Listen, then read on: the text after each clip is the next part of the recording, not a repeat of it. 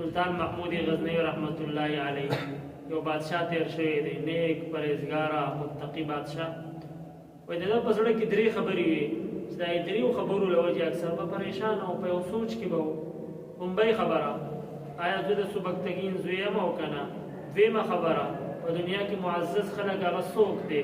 دریمه خبره، چې په خوب کې راته د حضور صلی الله علیه وسلم دیدار او زیارت نصیب شو. د دریو خبرو په وجه باندې به اکثر پریشان.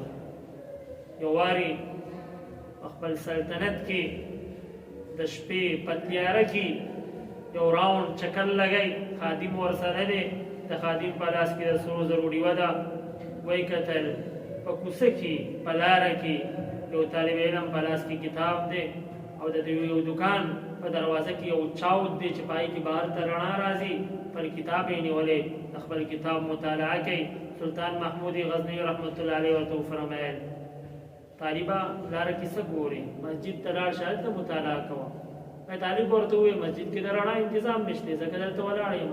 سلطان محمود غزنوي رحمت الله علیه خادم ته وویل د سرو زرو دا ډیوه دې طالب ته ور هغه ته رڼا میلاو شوه، ډیوه میلاو شوه. ډېر خوشحاله شو، دعا یې ورته وکړه، الله دې دنیا ستا د زړه ټول حاجتونه پوره.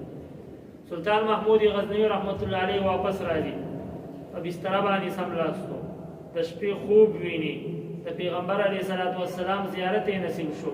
پیغمبر علیه الصلاة والسلام ورته وفرمیل ای د سبکتګین زویه، تا زما د یو وارث عزت وکړو، الله جل شانو د دنیا آخرت کې ستا عزت وکړو. یعنې د یو طالب د لږ غونته کې خدمت په وجه باندې الله تعالی د هغه درې واړه مسلې حل کړې. ای د سبکتګین زویه، پته ولګېده زما پلار سبکتګین، تا زما د یو وارث عزت وکړو، الله د دنیا آخرت کې ستا عزت وکړي. پته ولګېده دنیا کې د طلبا او د علما معزز خلک دي. او دریم په خوب کې ورته د پیغمبر علیه الصلاة والسلام دیدار او زیارت ونیسي.